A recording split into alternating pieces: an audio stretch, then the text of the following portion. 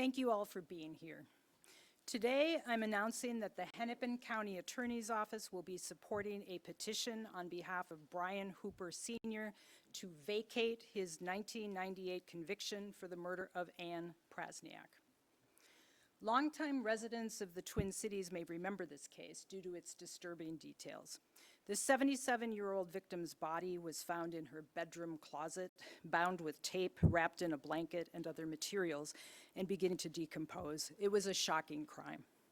Compelling new evidence, however, shows that Bryan Hooper did not commit this murder. Our Conviction Integrity Unit, or CIU, was already reviewing Bryan Hooper's case when, on July 29th, we learned that the state's star trial witness had come forward on her own to not only recant her testimony against Mr. Hooper, but to confess that she was responsible for killing Ms. Prasniak and concealing her body. This individual has now confessed several times, including in a recent interview with MPD Sergeant Mark Suchta. These recorded confessions from someone with nothing to gain and a great deal to lose are extraordinarily compelling and make it impossible for us to stand behind the conviction of Bryan Hooper. Bryan Hooper has maintained his innocence for 27 years. And today with us is his daughter, Bryan Hooper, as well as many members of his family. Bryan has been fighting for his freedom, holding rallies, speaking out, and advocating for his release. Bryan, where are you? Oh, sorry. I'm sorry on behalf of our office. Absolutely sorry about what happened to your father. And I understand at the same time, sorry doesn't bring back those 27 years. What we're doing today, though, I hope is the beginning of getting your father out of prison. We would not have been able to take such swift action in the last 2 weeks to right this terrible wrong if it wasn't for Sergeant Suchta of the Minneapolis Police Department and the evidence and digital forensic staff at MPD who ensured that our CIU had what it needed to seek the truth here. We also want to thank members of the Great North Innocence Project who are representing Mr. Hooper. We are glad to have them here today. And I just wanted to give a shout out to Jeff Dean, who was Mr. Hooper's lawyer at the time, who adamantly maintained that Mr. Hooper was innocent. His theory was also that the person who has confessed now was the person who actually did this. In late July, the Minneapolis Police Department was informed by law enforcement in Georgia that a person incarcerated in a state prison there had confessed to the murder of Ann Prasniak. Sergeant Suchta set up a recorded interview with this person, and upon hearing the confession, promptly reached out to our office and asked that the confession be sent to our CIU. Our team at the CIU, already familiar with and investigating this case, then took action. They have been working many, many hours every single day since learning about this to verify the accuracy of the confessions, talk to witnesses, and submit a report and recommendation to me that we support Mr. Hooper's request for exoneration. Our team is up here with me today. I want to thank the team for all of its work. Andrew Markwart, Mutia Lawal, Julia Merritt, and Travis Sigafus. When it was clear that our office could not stand behind Mr. Hooper's conviction, the Great North Innocence Project stepped up to represent Mr. Hooper and file a petition to vacate his conviction. I want to thank everybody here who acted so quickly after learning of this confession to do everything we can to correct this injustice. Of course, whether Mr. Hooper's conviction is ultimately vacated will be up to the court. We believe, however, that the evidence plainly supports Mr. Hooper's innocence and that his claim is strong and worthy of our support. Before I conclude, I want to invite Andrew Markwart, who leads our Conviction Integrity Unit, to say a few words.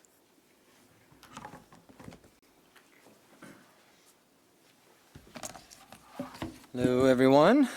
So last July, we were here in this room to announce the creation of our new Conviction Integrity Unit. And as we explained then, the basic function of this unit is to review claims of wrongful conviction coming out of Hennepin County, and where we find that an injustice has occurred, to take action to remedy that injustice. And that's precisely what we're here seeking to do today in the case of Bryan Hooper. So I want to give a high-level update on the work our CIU has been doing since last summer when we launched. Mr. Hooper is one of 175 individuals who have now applied requesting that we review their convictions. So far, we have completed an initial review of 116 of those cases. Of those, 48 are ones that we have decided we can't support relief. We've marked them for closing. 68, we have moved on to additional full investigation. Of those, we have started a full investigation on 14 cases, including Mr. Hooper's. So as we've said in the past, it's a big deal for us to support an exoneration. It is not something we take lightly at all. So if we're going to stand up here and endorse an exoneration, it's only going to be after a very thorough investigation involving a careful review of all the available case files, witness interviews, depending on the nature of the case, DNA and forensic testing, consulting with experts. And only after that process, if we believe that there's a compelling basis for relief, will we offer our support. And this case certainly fits the bill. And as Mary suggested, even though we have moved very, very fast, and I'm proud of how fast our team has worked in the past 2 weeks, it really is only because we'd put in a lot of time in this case leading up to the big break with the confessions, reviewing well over 10,000 pages of case files, that we were intimately familiar with the details of this case and were able to move fast. Because while we must, and we do approach these cases with caution and insist on rigor, at a certain point when it becomes apparent that we have a wrongful conviction, we are also committed to acting with the urgency that the situation demands, and that too we've done in this case. So we're supporting Mr. Hooper's exoneration today because we're convinced that the evidence points toward his innocence, and we hope that he will finally achieve his freedom soon after being denied justice for far too long. Thank you.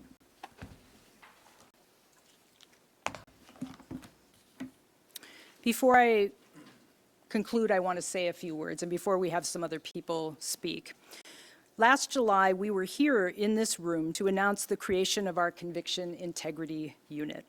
As we explained then, the basic function of a CIU is to investigate claims of wrongful conviction coming out of Hennepin County, and where we discover that an injustice has occurred, work to remedy that injustice. And that is precisely what we are seeking to do today in the case of Bryan Hooper.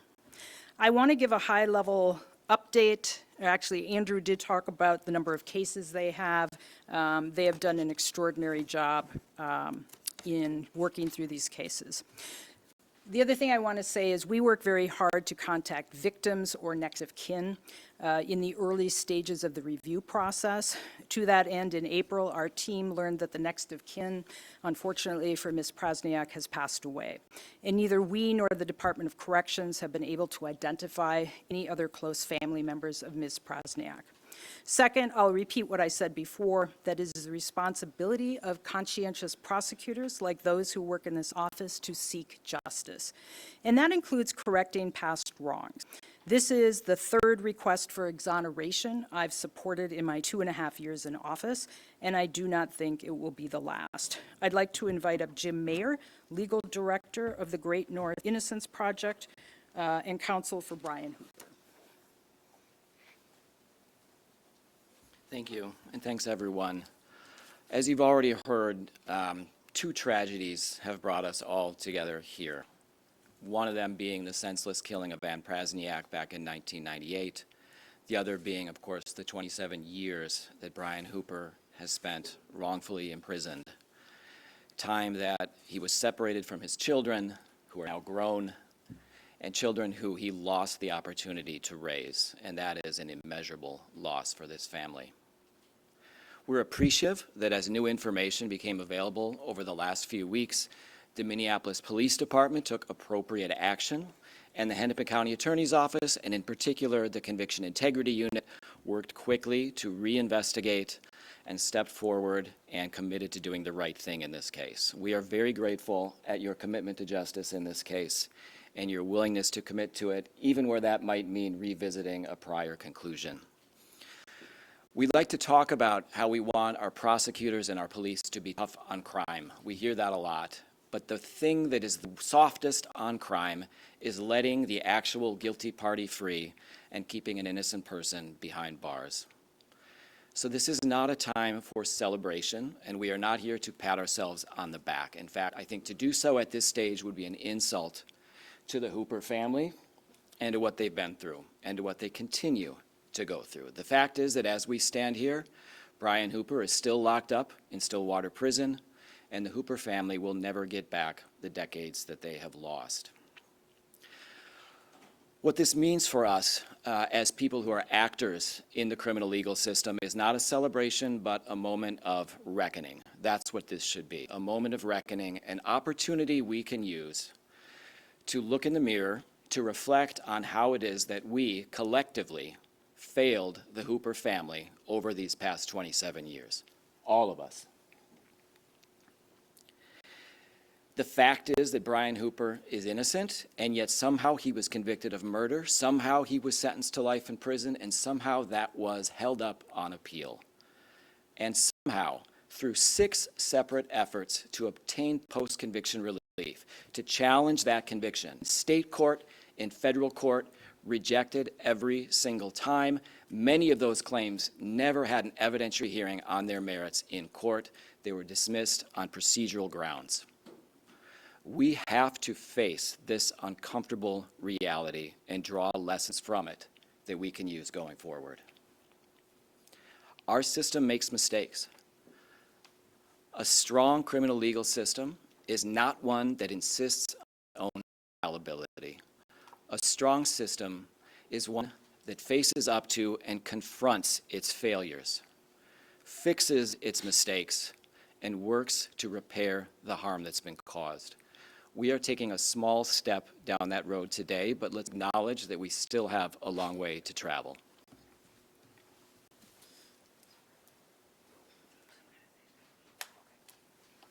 Bryan Hooper.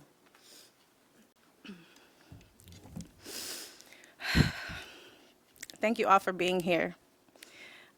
Thank you, Mary, Andrew, CIU, Jim from the Great Northern, and the community who has continuously stood by my side and my family's side through this fight. I just want to honor the fact that you guys have stood up here, taken the time to review my father's case and to publicly announce what we've all known for 27 years. That my father, Bryan Hooper Sr., is an innocent man, and he's always been an innocent man. 27 years of missed birthdays, missed milestones, holidays, 27 years of lost opportunity and time that we can't get back. But today we don't have to lose. We don't. We have an opportunity to bring justice to my father, my family, and the community. We have an opportunity to shed light and use my father's story to shed light on the other people who are sitting behind bars for crimes that they did not commit. So I just want to give thanks to this opportunity to continue to share his story, because Bryan Hooper Sr. is an innocent man, and he deserves to come home. He deserves for his name to be cleared and justice to be restored. Thank you.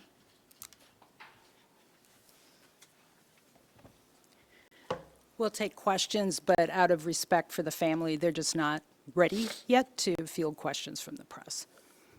I have a question, then a follow-up. Are you going to file murder charges against this woman who is now confessed? I think first we're going to see which judge gets assigned this petition and try to get Mr. Hooper out as quickly as possible. That's one of those questions we'll have to sort through once that's done. And then, so to follow up with that, you mentioned that this woman had a lot to lose, and there's certain things that makes her confession more believable. And we sometimes hear about, like, for example, someone who is spending life in prison and they might confess to something to try to help out somebody else. Can you go a little bit or comment a little bit more on why her confession is so believable.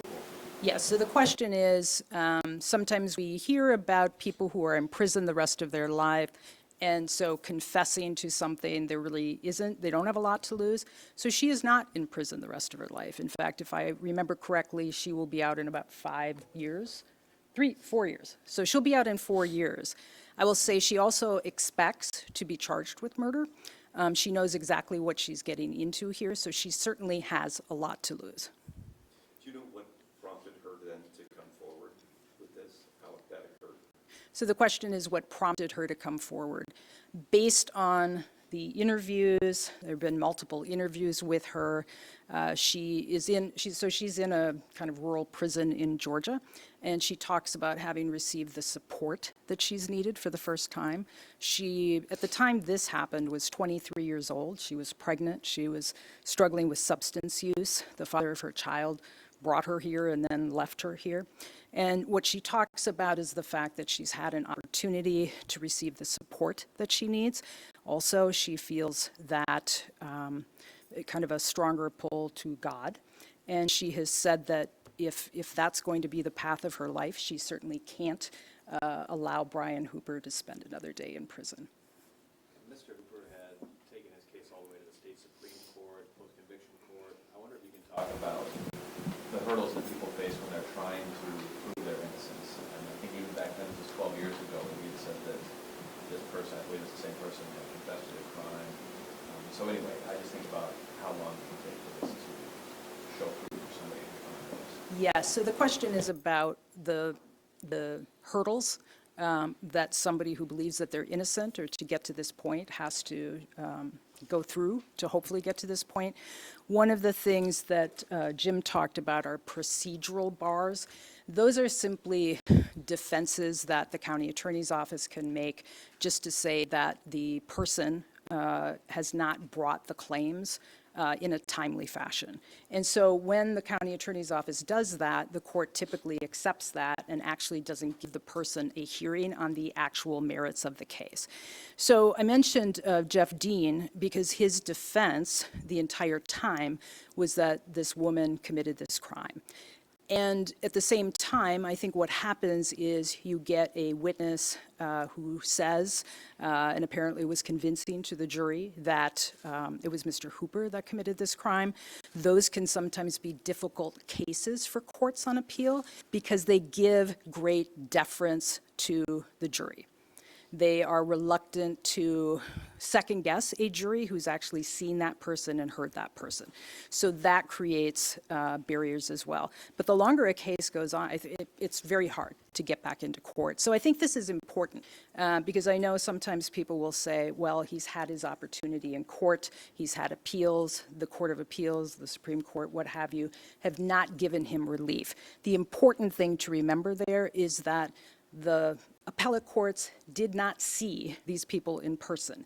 They don't look at the entire record in terms of when we're asserting that they brought the evidence too late, they're not even looking at any of those claims. So it can be a really, really tough way to go. In fact, if you'll remember in Marvin Haynes, we actually waived the barrier. It's called NAFLA, if you want to be in the weeds. But we waived that procedural bar to allow Marvin Haynes to get into court to present his case. But in many cases, county attorney's office will say, hey, too late, and then the person won't even get into court. It was controversial at that time because then they find her fingerprints in the body and then her plea deal was for burglary. I mean, it So, just sounds like it was kind of back then too. Was a yes, so the question is, wasn't this controversial at the time? Wasn't this woman's fingerprints found at the scene? So just briefly, MPD did take fingerprints. People knew that once they didn't know it at the time, but Ms. Prasniak was put in a box in her closet. And so people who were struggling with substance use would come in and use her apartment to use drugs. Now, Mr. Hooper has always been very honest about the fact that he was in the apartment for that purpose, which is why his fingerprints were found there. But in interest, and I think you're remembering this, so Ms. Prasniak was tied up with tape. And Bryan Hooper's fingerprints were not on that tape. But you know whose were? the woman who's confessed to the crime today. She spoke to the police multiple times, and I think in one of the statements towards the end, when she implicated Mr. Hooper, she concocted a story where she said she was standing outside with the tape, peeling off pieces of the tape and handing them to Bryan Hooper, which is just not terribly believable. But you're right. At the time, this was a tough case. This was a tough case. So in that vein, in looking back on this whole thing, and if anybody else has a better, I don't mind who answers it, but how did they decide to go after Bryan instead of after her? If she had details that only the killer would know, how was that decision made that he's the suspect and not her? I was not here then. We don't have the answer to that question. There were people who were incentivized, got breaks, what we might refer to as jailhouse informants, that also implicated Mr. Hooper. They have all recanted. They recanted a long time ago. And one of the things we did when we got this confession was to try to follow up with those witnesses to see whether they were still recanting. One is deceased. We were able to reach two. They both said absolutely. Mr. Hooper did not say what I said he said. The other one we were not able to reach. I will say this, our policies have changed a great deal. And should this case come here today, we do not use jailhouse informants unless there are exceptional circumstances, and those have to be approved by me. Mary, what is the woman in the Georgia prison in prison for? What was her conviction? Aggravated battery, which would be some kind of assault. What's the timeline to release right now? What does that look like going forward? So the case has to be assigned to a judge. The judge who heard the case is no longer on the bench, and so it has to be assigned to a judge, and they would have 90 days in which to make a decision. Was there prosecutorial misconduct here, do you think? No, the question is, was there prosecutorial misconduct? We are, and I think this is important, we are always called upon to make judgments. Very often, the evidence that we see is not terribly clear-cut. I can imagine at the time there was a lot of public pressure here because of the nature of this crime, and so I would not say there was misconduct here. There was a judgment call by the prosecutors at the time to go forward at the time. Brianna, do you mind just spelling your name for us, please, so we don't get it wrong, your first name? Sure, it's Brianna, Briana.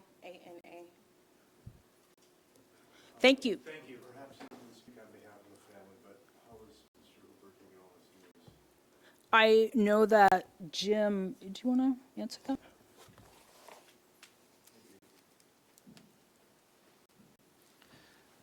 I think there are two reactions that the family is having, and Mr. Hooper is no different. One reaction being excitement and joy that he may soon be rejoining his family and community, and the other being it's about damn time. I don't know how to say it other than that.